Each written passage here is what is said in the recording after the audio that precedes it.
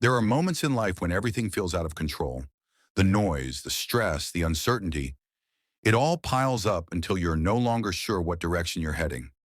In those moments, we crave clarity. Something simple, something true, something that lasts. The ancient Stoics, men who lived through wars, exile, betrayal, and plague, left us not just pages of philosophy, but lifelines. Today, we reflect on just four words. Four Stoic words that, when understood deeply, can begin to transform your life. Not by changing the world around you, but by changing how you move through it. The first word is control.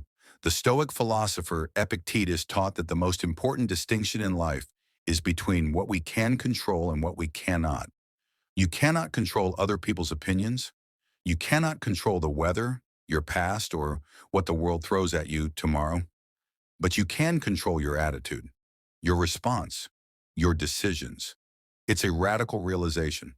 Most of our suffering comes not from what happens to us, but from our refusal to let go of what we can't influence.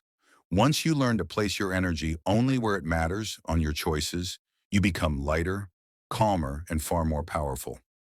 Power doesn't come from dominance, it comes from self-control. The second word is acceptance.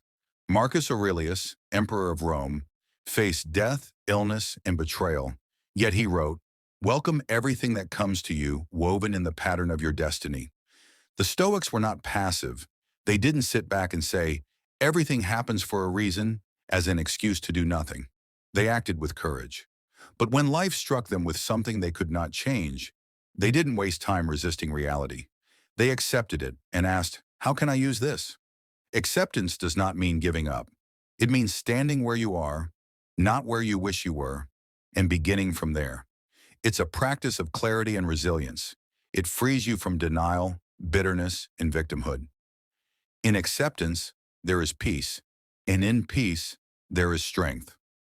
The third word is discipline. Seneca said, "It is not that we have a short time to live, but that we waste a lot of it." Discipline is the tool that protects your time, your energy, your potential. It is the quiet habit of doing what matters, especially when you don't feel like it.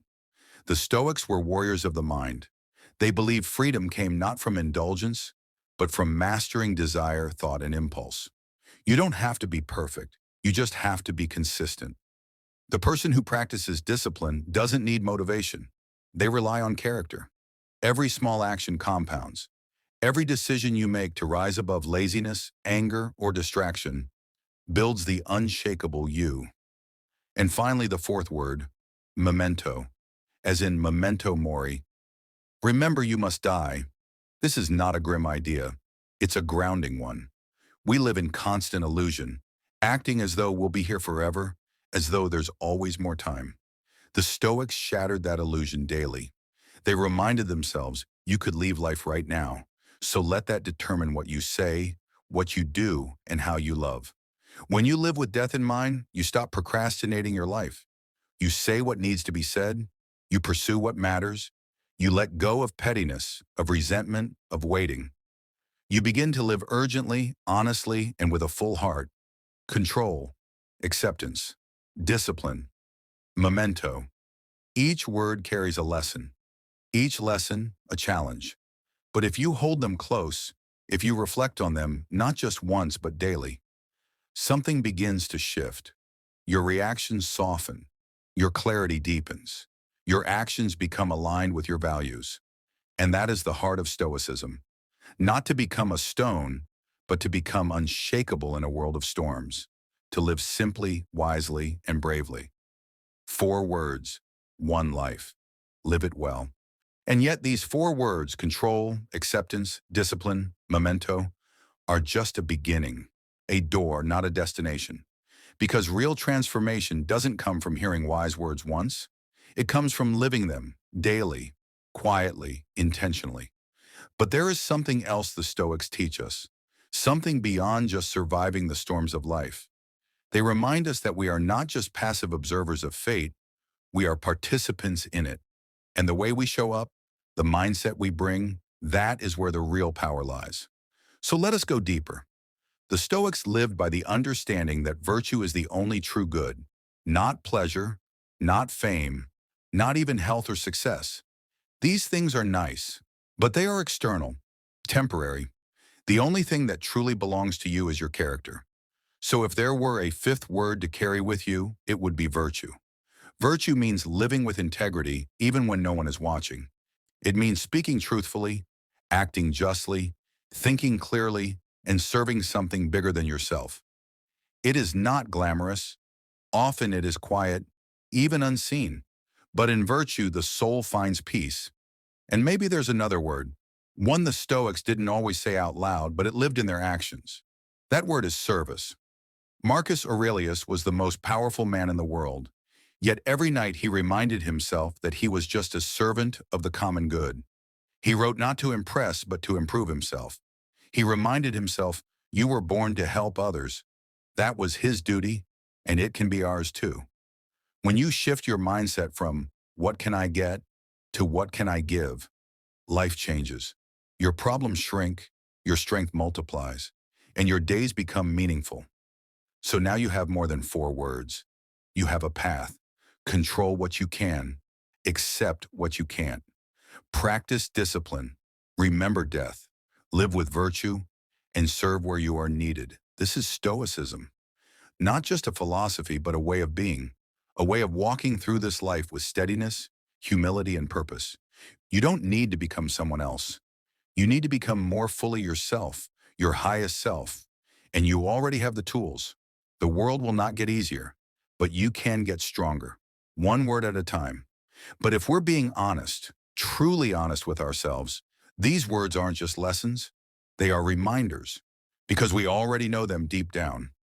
We've felt their truth when life knocked us down. We've sensed their power when we look back and realize that all the stress, all the worry, it never changed the outcome. But discipline did, acceptance did, perspective did. And that's the real work, to remember what we already know, to bring it back into the center of our lives, every day. The Stoics didn't write in ivory towers. They wrote in the trenches of life. Marcus Aurelius, ruling an empire in crisis. Epictetus, born a slave, walking through pain with grace. Seneca, entangled in politics, choosing philosophy as refuge. They suffered. And still, they chose wisdom over reaction, character over chaos, calm over control. So here's another word to carry with you. Stillness. In a noisy world, stillness is a rebellion. To be still is not to be passive. It is to be grounded.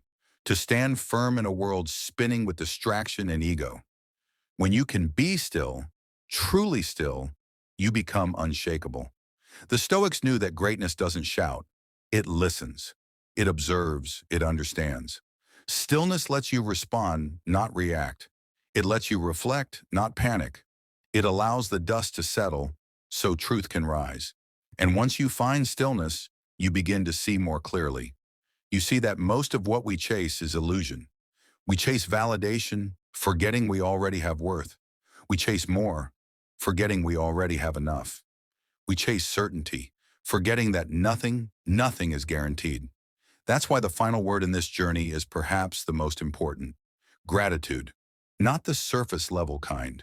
Not the kind you write in a journal and forget, but the kind that becomes a lens, a way of seeing. Gratitude is a soft power. It doesn't erase pain, but it transforms it. It doesn't solve problems, but it reframes them. When you wake up and say, I'm still here, when you breathe in and say, that's enough, when you see someone else struggling and say, let me help, that is the Stoic spirit alive within you. You begin to realize the point was never to control life. The point was to meet life fully, to meet it with clarity, with courage, with kindness. So here we are with more than four words: control, acceptance, discipline, memento, virtue, service, stillness, gratitude. Each one a compass, each one a mirror, each one a step on the path toward becoming someone unshaken by the world, yet deeply in it. The world needs that kind of person now more than ever. Not louder people, not angrier people, but grounded ones, wise ones, stoic ones. And maybe that person is already in you, waiting for you to pause, to listen, to remember. So begin, not tomorrow, not when you're ready. Now the Stoics would remind you, you could leave life at any moment. Let that determine what you do in this one. If this message spoke to you, even in a quiet way, then carry it with you. And if you found value here, don't forget to subscribe to the channel. Not for me, but for you. So you can return to these reminders whenever the world gets loud again. Stay grounded, stay present, and I'll see you in the next reflection.